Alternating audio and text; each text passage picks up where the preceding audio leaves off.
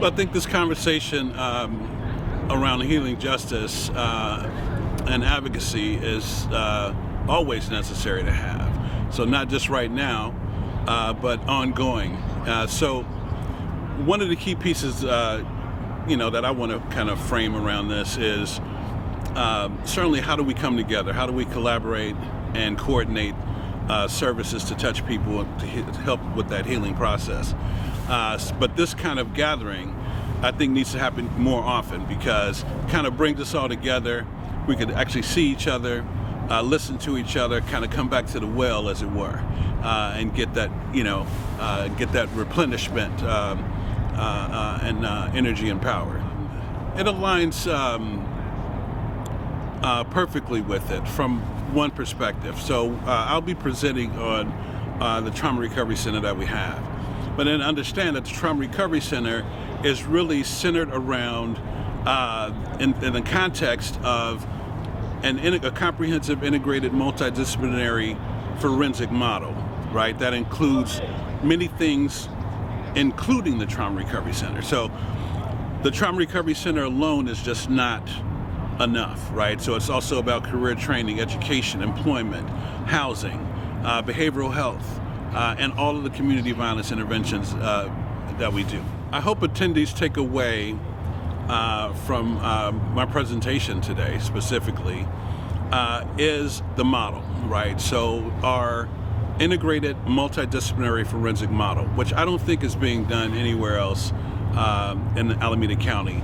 I'll even go as far as Northern California Bay Area, right? And that includes, again, this comprehensive integrated forensic model and approach to what we're doing, right? With the Trauma Recovery Center really at the center of it, right? With the understanding that 100% of the people that we deal with, 100% of the people that come into our sphere are dealing with some type of trauma. It's 100% of folks, right? Now, other folks may need housing, other folks may need employment, other folks may need education, other folks may need other things, but 100% of them are dealing with some form of trauma that could benefit from the core of our work, right? So, and that's on the Trauma Recovery Center. So what I hope they take away is how to create or recreate for their own communities and in their own neighborhoods this comprehensive, integrated, multidisciplinary forensic model so that they have it there right in the hood, though, right? It's got to be in the neighborhood. It can't be outside of the neighborhood where folks got to, travel too far to get to it.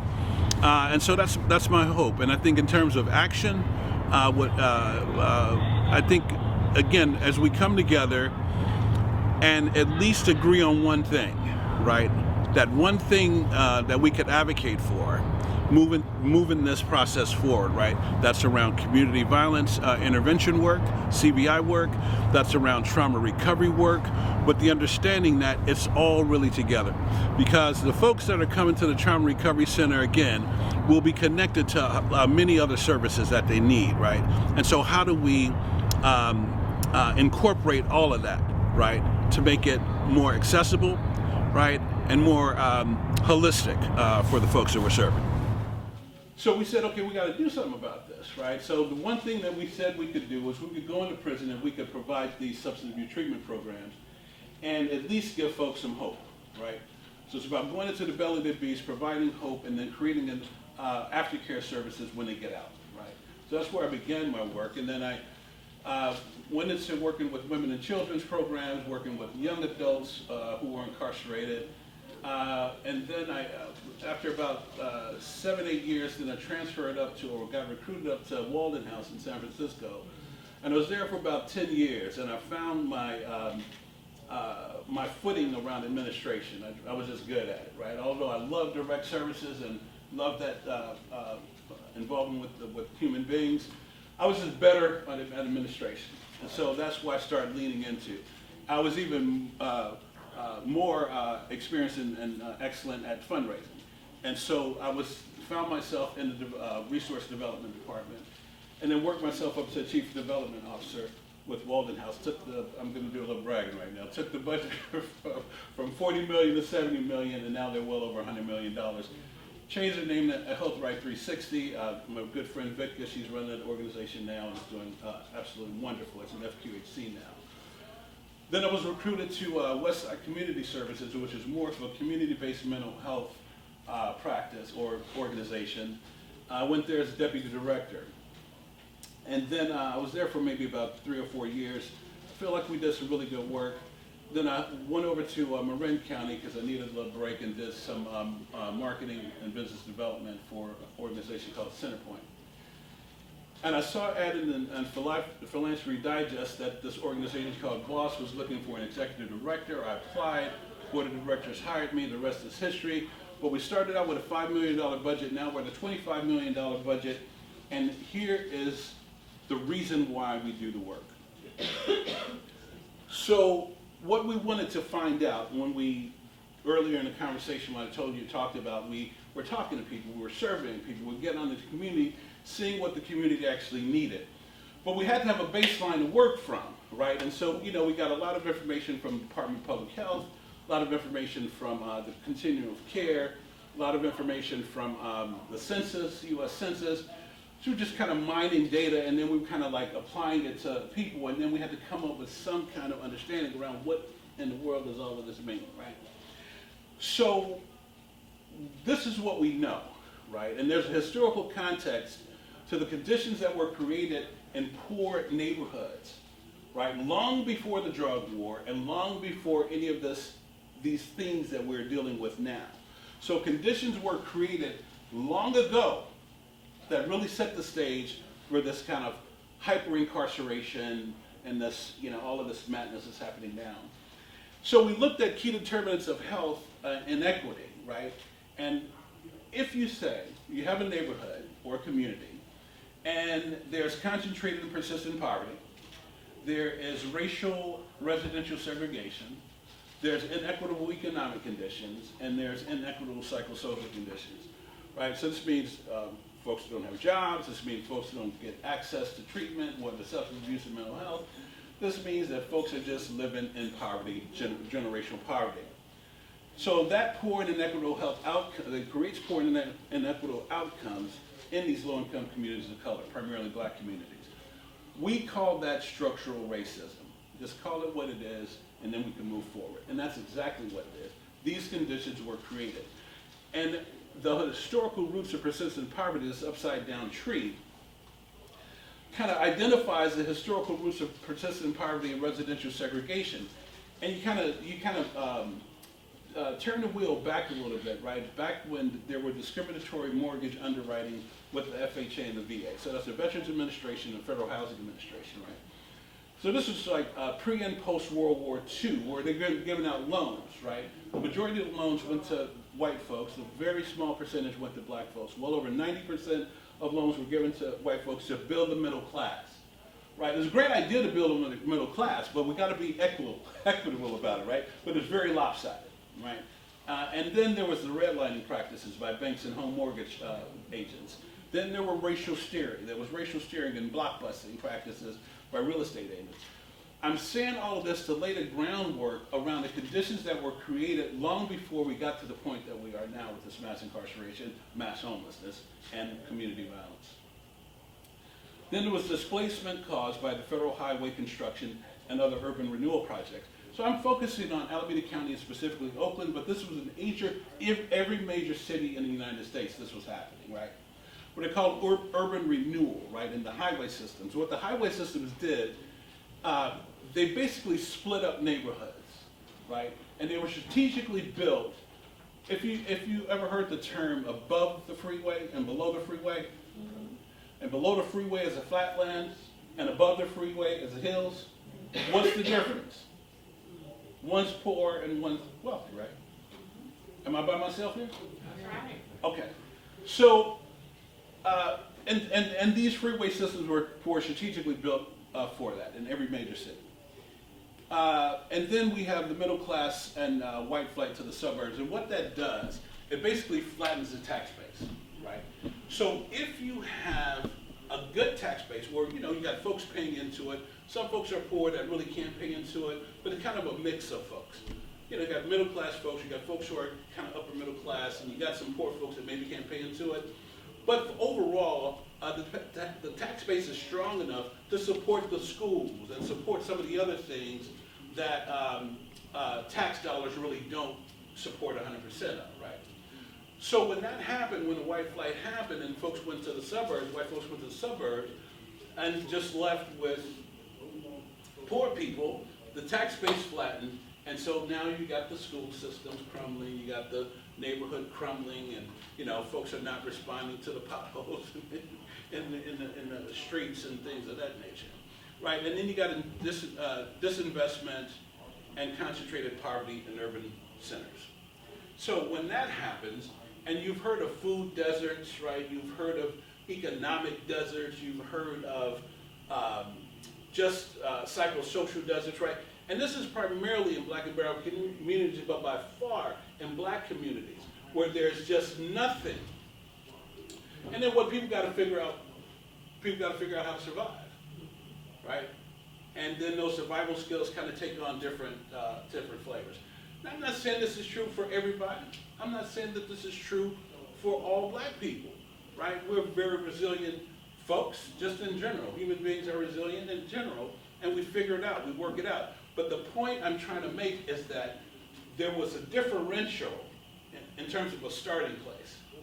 And there were systems and policies that really worked in terms of creating conditions for black people that weren't there for other people, right? That's the truth. Then we say the deep racial disparities, they still persist, right? And I talked about homelessness being with black folks over 55%. Then you look at poverty in Alameda County, right? So no surprise, right? Black folks are over almost 25% living in below poverty. And then everyone else is doing okay. White folks are 8%, Latinx 18%, even Native American, Alaskan Native 16%. But then you have to understand, like, the percentage of the Native American and Alaskan Natives are very small. So that percentage is crazy, it's high, right? Because their numbers are small, right? And so then I said, well, if we're 25% in deep poverty, well, 75% of us are doing okay. So that should be okay. But look at the differential between white and black. It's just startling, right? So there should be some kind of, it's everything that I'm talking about here leading to an equitable distribution. Are you with me? Okay. Now I want to talk about this big demon, right? The prison system, or some call it the prison industrial complex, right? My thought on this system is that incarceration is a political solution to failed social safety net policies, right? It's literal policy violence, right? The majority of people who are in prison are not there for violent crimes. You know that, don't you? We're going to go through that in a minute. But if you didn't know it before, you know it now, and it's just not because I'm saying it. And the policy violence is with education, economic security, housing, and public health as primary failures in the community, right? So when Denise was talking earlier about kind of bringing things into the community, bringing services into the community, creating access to services in the community, where we have to do that as not just kind of public safety warriors, but as community-based providers because we recognize the need, right? Again, this is based on a historical context of conditions that were created, right? So some folks say, well, these people are just bad people and they need to be locked up and the key needs to be thrown and all this stuff. You say, well, what if whoever this person or persons, what if they had just access to opportunities, right? Now, would they have made the same choice? Okay, it's an open question, right? It's really hard to make that determination. But there was a researcher many, many years ago, I think his name was Piaget, French guy. But he did this exercise with infants, right, with young people, toddlers and infants, right? And the whole idea, so you put a toddler in a room with nothing. And then you put another toddler in a room that has everything, toys and books and things to climb on and doors to open and all kind of things going on, right? The other toddler is in there with nothing. which toddler do you think is going to start like thriving and kind of using their imagination and like, just learning? It's going to be the toddler in the space where there's, got it. Are we there? Okay, so let's talk about this demon, right? So in the United States, as of 2024, the prison population in the United States is over 1.9 million. This includes people in state prisons, federal prisons, local jails, juvenile correctional facilities, immigration detention facilities, Indian county jails, military prisons, civil commitment centers, and state psychiatric hospitals. Now, I'll tell you about these state psychiatric hospitals again. Like the disparity is across the board. Let me just put it that way. And so I won't keep talking about, black, white. Just understand, disparity is across the board with mental health, with psychiatric care, with incarceration, all of these things, right? So the United States has the highest incarceration rate in the world, locking up more people per capita than any other country. The U.S. prison population has incarcerated 500% over the last 40 years, right? And most of this growth is due to changes in sentencing law, policy, and not crime rates. Not crime rates, but policies. Now, I'm going through all of this with you before we get to the Trauma Recovery Center because I'm trying to lay the framework as to why people need a Trauma Recovery Center, and need services, right? So in the state of California, 1 in 5 Californians, that's an estimated 8 million people, are still living with an old criminal conviction. As of January 17, 2024, CDCR, that's the California Department of Corrections and Rehabilitation, was responsible for incarcerating about 93,900 people. Most of these people are housed in the state's 32 prisons, 34 conservation camps, and the department also supervises and treats about 35,300 adults on parole statewide. So I got to change that 32 prisons to 30 prisons because Gavin did close down, he closed Tracy, and I think he closed Susanville, right? Okay, so we got 30 and not 32. But that's still way more than anything else, any other prisons in the United States or across the world. So in Alameda County, and again, we're based in Alameda County, so all of this research is about Alameda County. So there are currently 957 active, plus 166 parolees at large, plus 221 PC-290s, that's sex offenders, plus 22 gang on GPS, plus 183 life without the possibility of parole, totaling 1,533 parolees residing, with the possibility of parole, my bad. That's about 1,533 parolees residing in Alameda County. So I had to put these numbers together so I could get an idea about how many folks have gone to prison and how many folks are living in the community who are parolees, active parolees, right? It makes a difference because now we know what we're dealing with, right? And I'll get to some of this a little bit later. Then we'd say most of the people who are housed in the state's 32 prisons, 34 concentration camps. The department also supervises and treats about 35, we went through that already. And so also talked about Governor Newsom closing Tracy and Susanville. And then we talk about Alameda County specific, that's where it was. Thank you, I have to catch up with myself. So there are 4,855 adults, 829 positive youth development, 120 youth and juvenile facilities and detention centers, including 5,804 probationers residing in Alameda County. 50% of them are black, 22 are Latinx, 20% Caucasian, and 3% Asian. So nearly 50% live in Oakland, 15% live in Hayward, 6% live in San Leandro, and 6% live in Fremont. So again, back to the premise in terms of the concentration in Oakland. That's why. Then we talk about federal probationers in thousands fighting cases or are involved at some level in the criminal justice system and or with past criminal records who reside in Alameda County.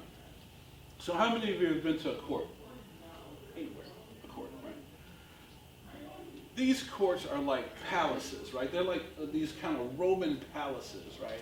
And then when you go up in there, right, and then you go into the judges, into the courtroom, right, and the judge is up there on the, just up there, it's like, okay, I'm the supreme ruler here, right? And I'm going to make decisions about your life. Just how it's set up is letting you know, like you at a disadvantage, right? Because, we're going to get you, right? And then the way the system is set up as well. So 8 in 10 people with criminal records, criminal convictions, it's around 76%, have experienced barriers to success. 46% find difficulty in finding a job. 45% struggle with paying fines or fees. 40% have health issues, including difficulty sleeping. 35% have difficulty obtaining an occupational license. And 24% find difficulty in finding housing. Now, if you say to folks, well, this is what's happening in people's lives, right? Nobody's interested in that, right? Nobody's interested in that. Their parole officer is not interested in it. Their probation officer is not interested in it. Society in general is not interested in it. They're interested in what that human being did and why they were locked up. And of course they did it. And of course they need to be punished, right? That's where the concentration and the focus is. Not who they are, where they came from, what deficits they may or may not have, what needs they may or may not have. But it's all around their risk level, right? And so again, if you're coming from the place that I talked about earlier, right? From those conditions that were created, of course your risk level is going to be high, right? Because you're coming from poverty, you're coming from nothing, you're trying to deal with things. I often say to some of the parole officers, probation officers, anybody in the system, right? And there's this criminogenic assessment, right? Have you guys heard of these terms, criminogenic assessment? Yeah. And I asked them, why don't we all just take it? Just for the sake of having a good time. Let's just all sit down and you take the criminogenic evaluation just like you're making this individual, so we can all see where we are. Because maybe your thinking isn't the way it should be either, right? Of course they never did. So all of that stuff that's going on, right, and that I talked about, and then what do you do about it, right? Again, boss was we were focused on housing and homelessness, and finding out that the majority of folks in our housing and homelessness had some kind of experienced some kind of violent crime or were perpetrators of violent crime, and then kind of did the assessment of Oakland and understood Oakland is ground zero for all three of these things: mass incarceration, mass homelessness, and community violence. And so we felt that we needed to do something about it. And so we responded by kind of sharing the voice of the community, the most impacted in the service delivery and development, to create a sense of ownership, respect, safety, and belonging. And so we started out, we didn't really have any money to provide, right, any stipends to provide, but we had a whole lot of energy. We had a whole lot of energy because we were pumped up and ready to kind of create something for these areas in the city. And then we had intentional recruitment in terms of hiring and training people with lived experience to help create and deliver services. And that's always a challenge, right? But we feel we have to do it, we still have to do it. And that whole training mechanism I was talking earlier, that whole training mechanism has to be ongoing. It has to be ongoing, right? And then understanding the significance of policy violence and its impact on the lives of the people we serve. Now, sometimes when I talk about this, and I'm talking with system leaders, right, and I'm talking with just folks who are kind of masters of the system, some of them say, if on the DA side, they say, the district attorney side, they say, well, why do you want to give them all of that? Why do you want to just give them things, right? I heard this one sheriff's department, and a guy calling folks animals. They're animals, he said. I kid you not. I think that one of the key problems, because we're always fighting this, so always this kind of tug of war situation going on, right? And so here's what we did. we got together, and on the social side, in terms of gathering folks in the community, right, we had that whole movement happening, right? Then we got together and started brainstorming around how we're going to fund this big idea, right? So we started braiding funding with federal grants. So we got funding from the Department of Justice. We got funding from the state, from CalVIP, funding from ARG funding, BSCC ARG funding. That's the warm handoff and the rental assistance for housing. The CalVIP covered our job development piece, our job training, our behavioral health, and our violence prevention work. Then we got City of Oakland money, right, where we created our, we identified 3 strategies, or worked within the 3 strategies of the City of Oakland with gun and gang violence services, community healing, and gender-based violence services. Then we got funding from some other sources, right? It was the Victims Compensation Board to create the Trauma Recovery Center, right? So we start braiding this funding, and we said, okay, we're going to build this. And these are the building blocks of it, right? Then we said we need an evaluation team. Okay, so we got Urban Strategies Council as our evaluators, right? And we had Alameda Health Systems for a brief moment as our trauma center, right? And we were going to do a lot of hospital-based work there, but we don't want to get in the way of our partners with Youth Alive, because they do a tremendous work at Alameda Health Systems. And so we just kind of became a referral source, right? And this is what it looks like. And so we wanted to create a comprehensive, integrated, multidisciplinary forensic model, where we're taking care of both the victims and we're taking care of the perpetrators. And so everybody needs help, right? Now, of course, we don't put them in the same room, but at the same time, we have these services for everybody, right? And this forensic model, I haven't seen it anywhere else, and if anyone has seen something like this somewhere else, please tell me. I personally think that this needs to be in every community, every disadvantaged community around, right? So the way that we structured this, we have our Career Training, Employment, and Housing Center, and education should be in there. And that's like, and the employment education services are job readiness, job placement, education and career pathways, career coaching, community college, GED, high set, and then of course we sign them for Medi-Cal, CalFresh, and those types of things. And the housing services, we have the interim housing, we have the rental assistance if they've ever done time in CDCR, they have access to the rental assistance and warm handoff. Then our Community Violence Intervention Center is where where we do the gun and gang violence services, we do community healing services, and we do gender-based violence services. And I'll show you how that shakes out in a brief second. Then our Behavioral Health Center is where our psychoeducational services happen. That's where the care coordination is happening, counseling, cognitive behavioral therapy, restorative justice circles, and domestic violence. Now these 3 systems, the Career Training, Education, Employment, and Housing, Community Violence Intervention Center, and the Behavioral Health Center, are all at Eastmont Town Center, or Eastmont Mall, right?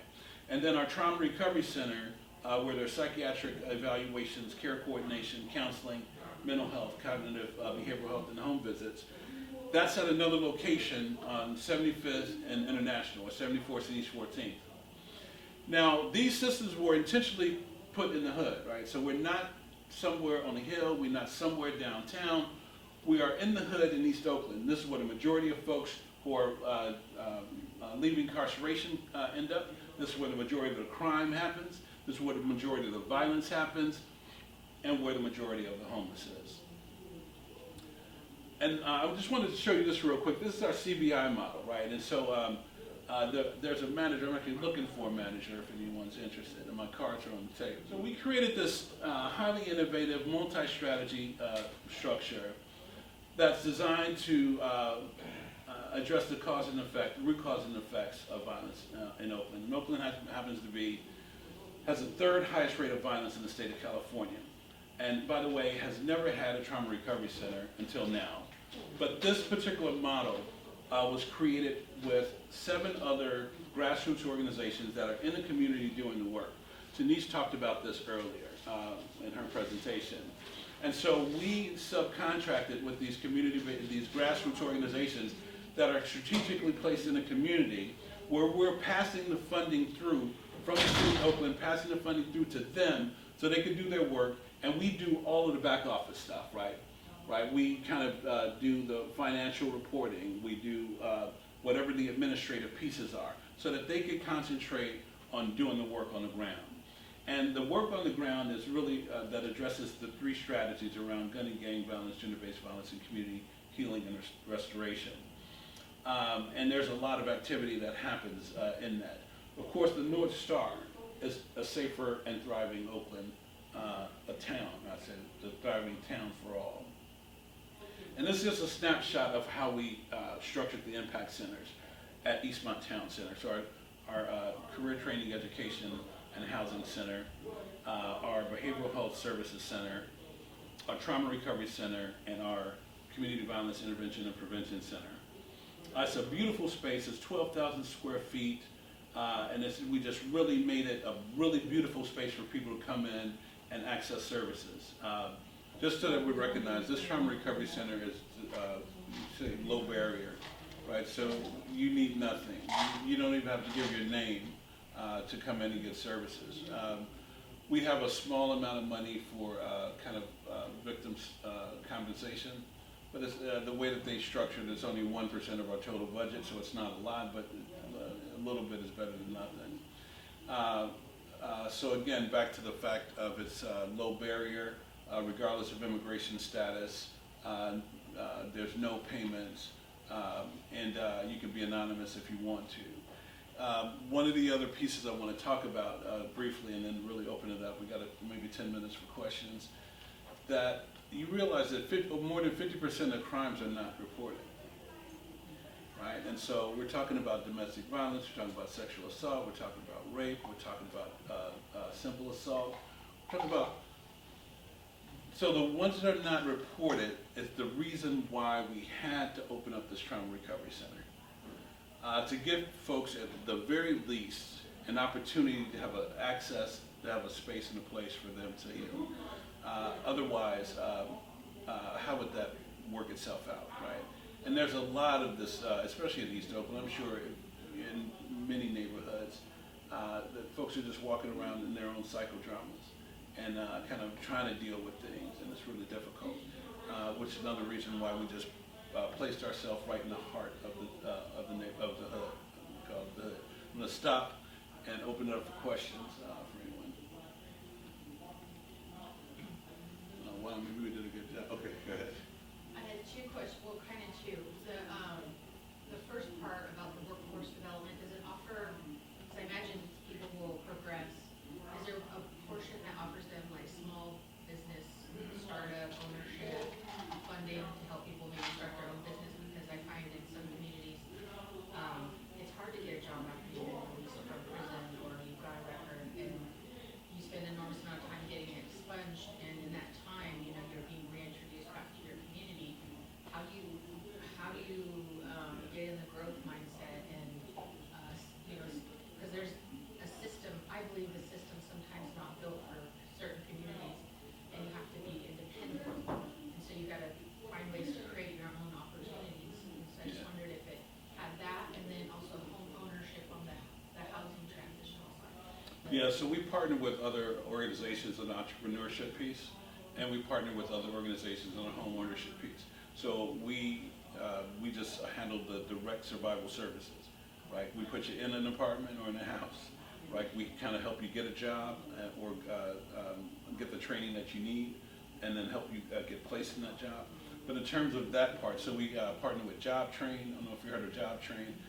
They do services at our site. They're going to start a property management course where you get a property management certification over a certain amount of time. We partner with several entrepreneur programs for folks who want to get on that track. So, yeah. I'm sorry, I think there was something back here. A couple questions also. And apologies if you covered this, but about how many individuals do you guys service per year? In the Trauma Recovery Center or overall? Trauma recovery. So we've been open for maybe a year and a half, maybe 2 years. And what's the number, sir? So about like between like 45 to 50 a month. So, 45 to 50 a month. Is that enrollments, or is that just people who we see? So what Amir was saying is about people that we see on average. Okay. So 40 or 50 a month. A lot. I know you mentioned that a lot of the funding comes from different grants, state grants, federal grants. What primarily funds the physical space? Like, how are you able to, pay the bills on that physical space? Yeah, so in a budget, you've got 3 areas in the budget. You got the personnel line, you got the operations line, and then you got the administrative and direct line. So the operations line is where all the rent costs go in. And so for every grant, there's a percentage of that rental cost that's allocated to each grant, and that's the way we kind of put it together.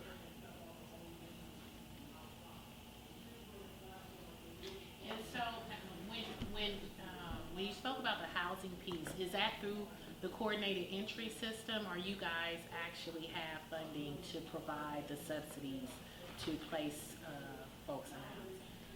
Right, great question. So we don't provide subsidies, but it's rental assistance. And so we could do security deposit, first month's rent. We could even go up to maybe a couple of months' rent. I think we cap it at $12,000. So, or furniture or utilities, if it's back rent, things of that nature. So that's in this section. And then with the county and our county housing, and we've probably got about 14 facilities across Alameda County, and the majority of those are housing sites. Those subsidies come from either Oakland Housing Authority or Alameda County Housing Authority from the subsidy piece, right? And those referrals are through coordinated entry, right? But on this one, this model that we're talking about, I don't know if I can find it again real quick. The model that we're talking about is primarily it's that braided funding where it's kind of separate and distinct, right? And so another thing that we're doing in some of our housing, we're kind of identifying several units and leaving them vacant for people who lifers who are getting released so that they have a place to go. Because we know, Prop 57 kind of changed some of the policies on that. So people are being released, but they can't be released unless they have some place to go. So all of our sites, I'm leaving at least 2 to 3 to 4 units empty for that. And it's not enough, right? But it's something, And is that shared housing opportunities or that you're speaking of? Some of it's shared housing, like our Transitional Age Youth Program in Meekland. That is, they're 2-bedroom apartments, and that's shared. So, and those are transitional youth tenants. But the majority of them are single units or they're family. I was just gonna ask if, do you guys own the properties that you're able to rent to some of these transitional places? And, do you buy up properties and then that way you can have space? Because sometimes in some communities, it's hard to find housing or available housing. Yeah, so we own three properties. We own our Transitional Age Youth Program in Hayward. We own our Rosa Parks facility in Oakland, and we own Pacheco Court, and we're about to demolish that and transition that from 10 units to 27 units. So those 3 properties we own, the rest we either lease or master lease. But even if you have a master lease on something, I'll give you an example. The Washington Inn Hotel in downtown Oakland, we just master leased that. We got a contract with, it's called a Behavioral Health Bridge Housing Contract through Proposition 1 through Alameda County, and they only needed 44 beds. Well, the hotel has 48 rooms. So those other 4 rooms we could save for, folks getting out of prison or, folks who are in need in this area of our work, right, in the criminal justice area of our work, or in the survivor work that we do. So that's how we do it.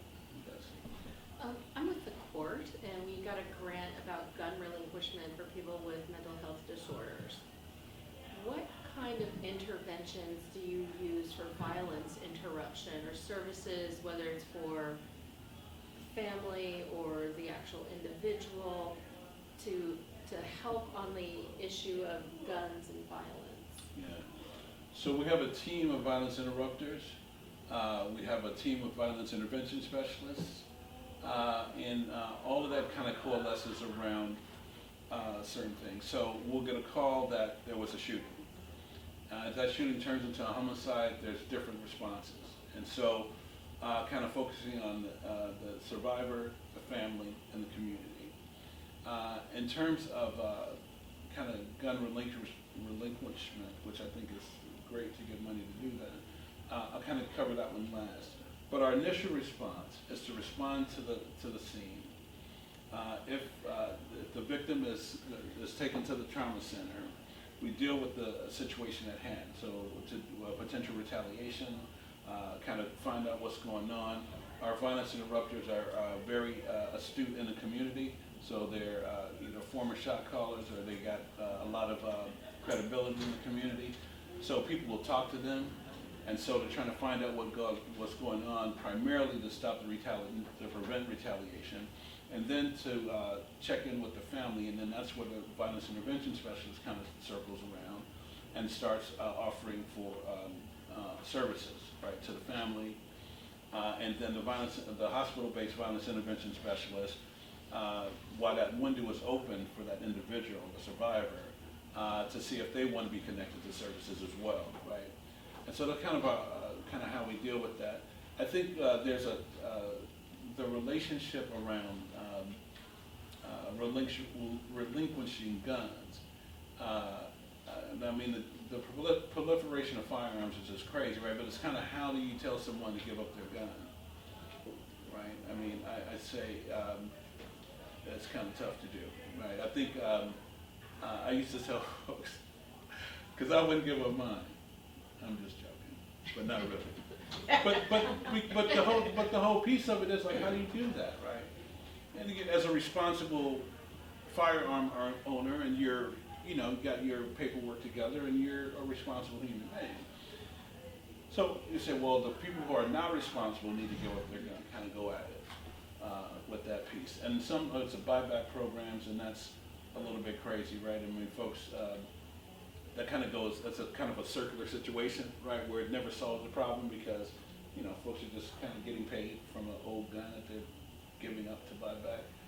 But I think every thought process and every little bit helps, right? I don't have all the answers, but I do know if we start thinking about things differently and start the redistribution of funding, right, to the communities of need, of higher need, I think that's where a change can begin, right? And start creating communities of opportunity instead of communities of devastation, right? And I say in all of these poor communities, you've got these cash currency exchanges, right? Where basically they're just, you get these high interest rates because you borrow $50 and you got to pay back $200, right? Just the predatory side of that is just crazy, and that's just the beginning of it. One last question, I'm sorry. Because you're doing so much social determinants of health kind of work, are you able to document that in like an electronic health record? Are you able to connect interoperability through the county, the state, the justice system, so that you get the information you need in your program to keep managing it? Is that? Yeah, so we've created our own system to track our own data.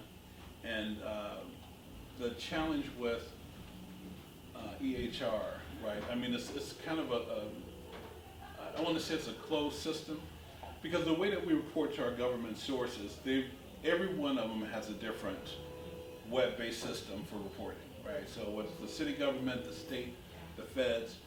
And so I don't necessarily know if they're really interested in sharing the data, because if they were, they'd have a shared data system. The EHR, from my perspective, even from a county perspective, if you say the jail system, the psychiatric emergency services, the mental health system, and every system, you want to believe that it's a shared system, and it's not. It's not. The criminal justice system is not going to share their data. Mental health system is not going to share their data because of confidentiality, right? So that's the psychiatric services and that's the mental health services. So it's like, what do you get? Well, you get, basic information in a closed system.